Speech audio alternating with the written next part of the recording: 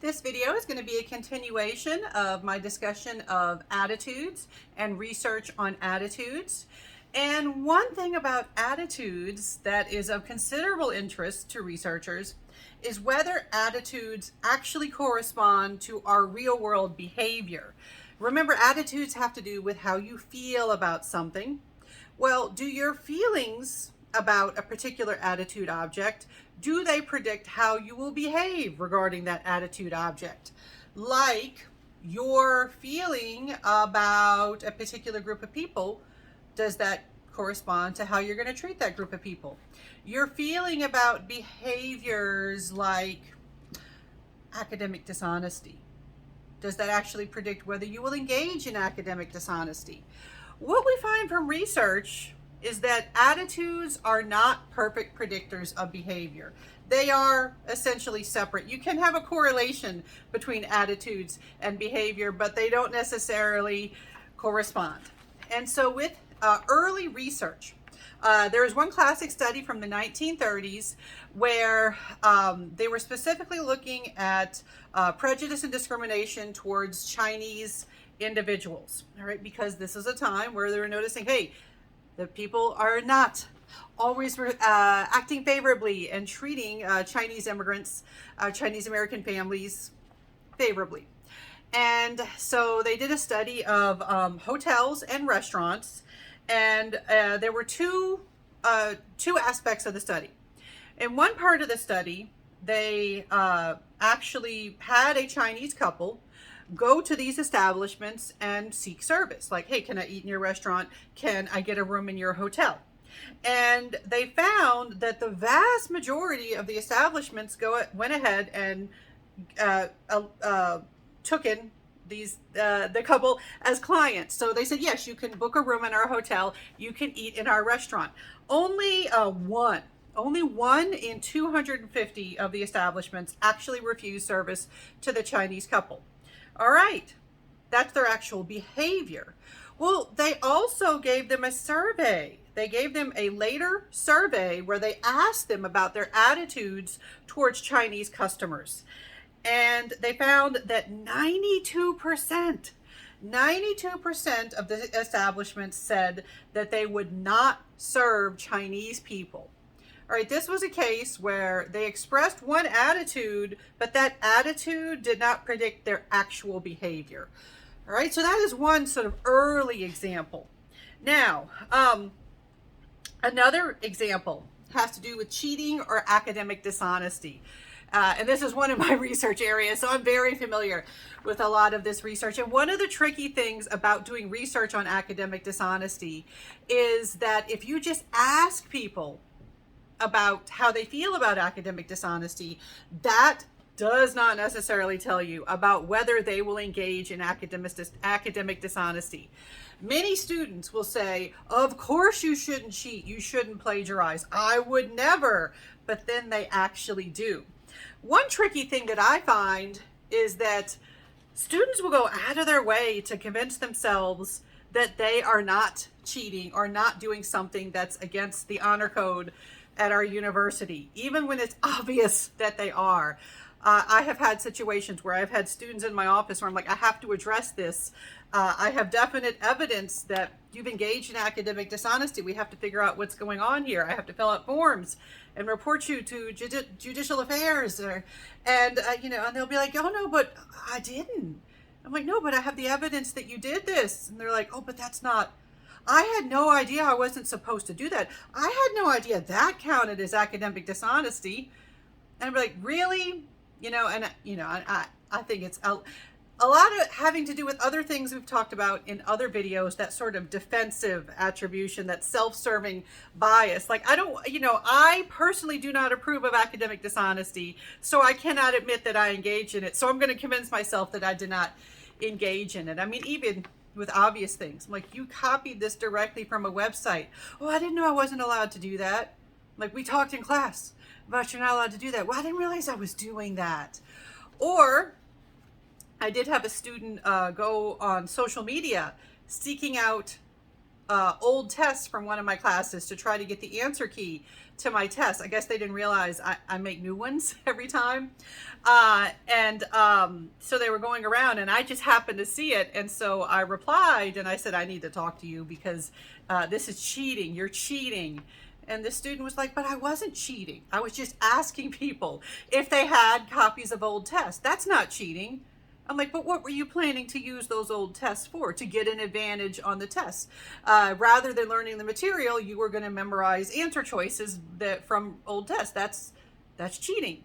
Like, no, it's not cheating. So part of the issue is, overlapping with some later topics. Part of it is that we don't always like to admit to our behaviors if they don't match our attitudes. We'll talk about that in a later video when that happens, when you have a mismatch. And then also other evidence. If you ask people about religion, religiosity, and church, how do you feel about your religion? Are you religious? How do you feel about church attendance? And you'll have people say, religion is very important in my life.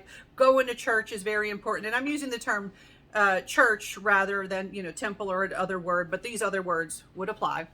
And we find that, surprise, surprise, these attitudes do not predict actual church attendance. We also have evidence that the attitudes don't always predict actually living by the principles that they're taught in a particular church too. So we have this, we do have this mismatch. So when we are studying attitudes, we do have to remember what we are studying. We are studying someone's feelings about something, their evaluation of something, but we are not necessarily, we are not directly measuring their behavior. So we do have to keep that in mind. Now, in 1969, one name in the field, Wicker actually said, you know what?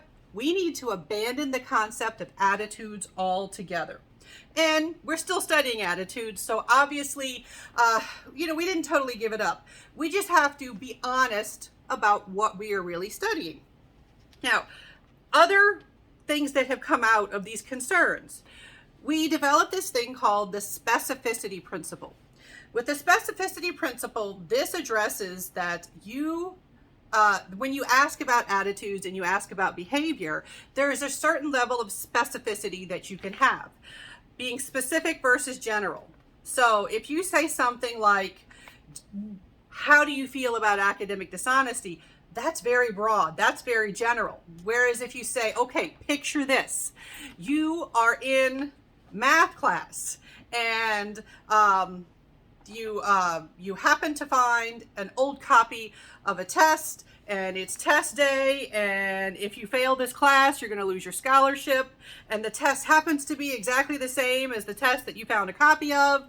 If you get really specific, that's way more specific than what are your general attitudes towards academic dishonesty. And so what we find is if you want to connect attitudes towards actual behavior, you do have to do so at a similar level of specificity.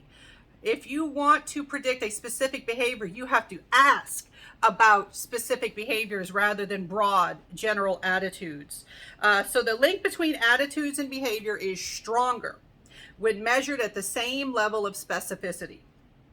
Now, another thing that we get is this thing called self-perception theory. We've talked about self-perception previously, how you think of yourself, and this is certainly relevant.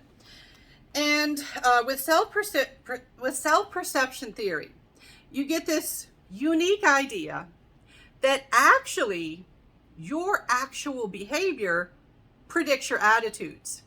All right, what you have actually engaged in, what you're actually doing or have done actually shapes your attitudes, not the other way around. Rather than thinking of attitudes as something that shapes our behavior, we need to think of behavior as something that shapes our attitudes. All right, so like if you did get tempted to cheat in a class, and you did cheat in a class, and then someone asked about your attitudes towards academic dishonesty, you could be more likely to say, oh, it's no big deal because you've done it. You want to make yourself look good. You want to perceive yourself in a positive light. So you're going to be like, well, no, of course those things are good. I do that because I do them. So they must be good because I'm a good person, right? Now, another thing that we get related to self-perception is this thing called the facial feedback hypothesis. We infer our emotions from what our face is doing. You're like, no, no, no, no. Your emotions make your face do things. It's not the other way around. But we do have researchers who have suggested this. So like if you tell someone, make a flat face, all right, that can shape what kind of emotions you're feeling. Now, we have even gone so far as to say, that's right. I have my prop in my pocket so I won't lose it. So of course I forgot it was there. All right, we have gone so far to say, you know what? What if we force the face to engage the muscles that are involved in smiling? So you can take something like a pen. This is the one I had around. And I'm hoping the cat hasn't touched it too much. All right. So one thing you can do is you can hold it in your mouth like this. Oh, there's my eyebrow going crazy right now. All right. Did not mean for that eyebrow to go up. I talked in a previous video about how I have one wild eyebrow.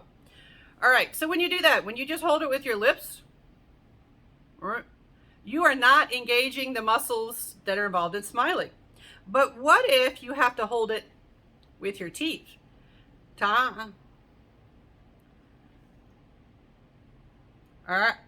The thing is, you tend to engage your smiling muscles. So in this case, my face is doing a smile. You would not call that a genuine smile, or you would not call that a Duchenne smile to link it to previous material.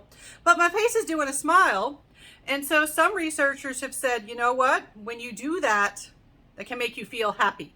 You can actually alter your mood based on what your face is doing. All right. And so they actually have done studies where they have people hold something in their mouth that in such a way that it engages certain muscles.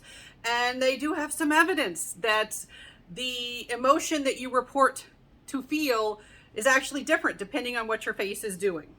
Now, a lot of people have said, well, that doesn't mean we necessarily need to say that, we get our emotions from what our face is doing, but it's one example where your behavior can shape how you're feeling. And then we also have self-affirmation theory. Self-affirmation theory is basically, we like to feel good about ourselves. We like to impress ourselves. So we like to preserve our sense of worth and integrity. So what does this mean? We like to think of ourselves positively. We like to have good attitudes about ourselves. So sometimes our attitudes in general are going to be shaped by this desire to feel good about ourselves. And we're going to talk in more detail about some of the things that we do that, again, distort reality. Lots of examples of humans distorting reality in some way in social psychology. But a lot of times we do this, we form attitudes that make us feel good about ourselves. And so I'm going to talk about that more in future videos.